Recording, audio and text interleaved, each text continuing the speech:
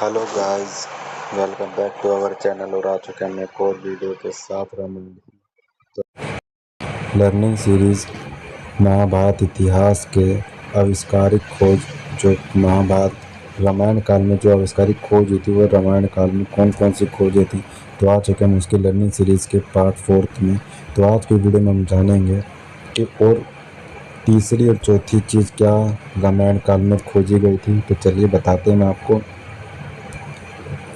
तो उम्मीद करता हूँ अगर वीडियो अच्छी लगी तो वीडियो को लाइक कर देना, चैनल पर नया तो चैनल को सब्सक्राइब भी कर लेना।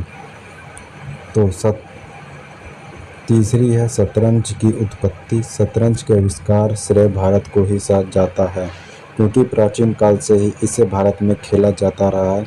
इसका धर्म ग्रंथों और प्राचीन भारतीय संस्कृति साहित्य में उल्लेख मिलता है। इस खेल की उत्पत्ति भारत में कब और कैसे हुई, यह निश्चित रूप से नहीं कहा जा सकता।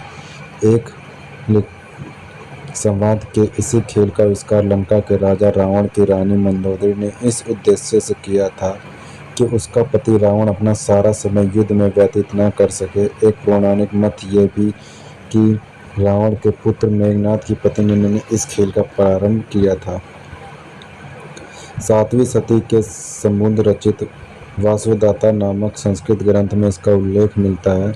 बाण भट्ट रचित हर्षचरित्र में भी चतुरंग नाम से इस खेल को उल्लेख किया गया है। इससे स्पष्ट है कि यह एक राजसी खेल था। प्राचीन काल में इसे चतुरंग अर्थात सेना का खेल कहा जाता था।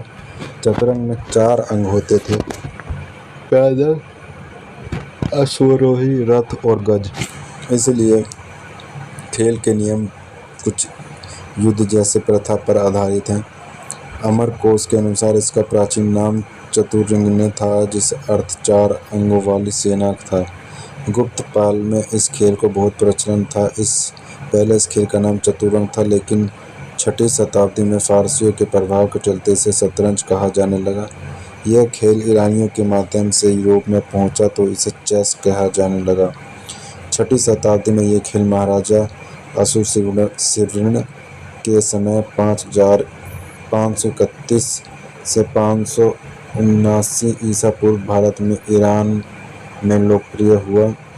तब से इसे चतुरांग और फिर कालांतर अरबी भाषा में शतरंज कहा जाने लगा। चौथा आविष्कार, पतंग का आविष्कार।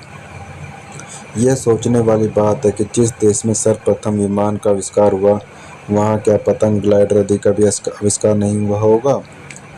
तुलसीदास जी ने वाल्मीकि रामायण के आधार पर रामचरितमानस में भगवान श्री राम के बाल्यकांड का वर्णन करते हुए कहा है कि भगवान श्री राम ने भी पतंग उड़ाई थी। तमिल की तंदनान रामायण में इस घटना का जिक्र किया गया है। अब सवाल यह उठता है कि पतंग का आविष्कार किसने किया। तनंदन नारायण के रामायण अनुसार मकर संक्रांति ही वह पावन दिन था जब भगवान श्री राम और हनुमान जी की मित्रता हुई। मकर संक्रांति के दिन राम ने जब पतंग उड़ाई तो पतंग इंद्रलोक में पहुंच गई थी। पतंग को देखकर इंद्र के पुत्र जयंत की पत्नी ने भगवान राम को देखने की इच्छा के कारण पतंग की डोर का तोड़कर पतंग अपने पास रख ली थी। भगवान राम ने हनुमान जी से पतंग ढूंढकर लाने के लिए कहा। हनुमान जी इंद्रलोक पहुंच गए। जयंत की पत्नी ने कहा कि जब तक वह राम को देखेंगी नहीं, पतंग वापस नहीं देंगी। हनुमान जी संदेश लेकर राम के पास पहुंच गए। भगवान राम ने कहा कि वनवास के दौरान जयंत की पत्नी को वह दर्शन देंगे।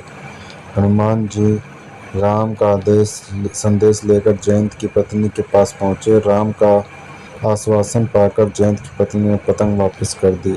कुछ इतिहासकार मानते हैं कि बौद्ध काल में पतंग का प्रचलन चीन में हुआ और चीन के लोग भी पतंगबाजी करने के लगे।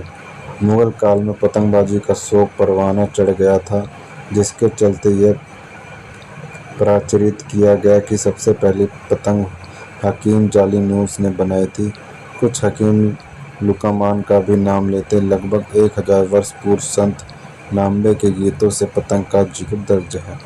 तो ये और 2 आविष्कार हुए थे गाइस रामायण के काल में। तो उम्मीद करता हूँ ये वीडियो आपको अच्छी लगेगी और लर्निंग सीरीज आपने देखते हुए आपको अच्छा लग रहा होगा।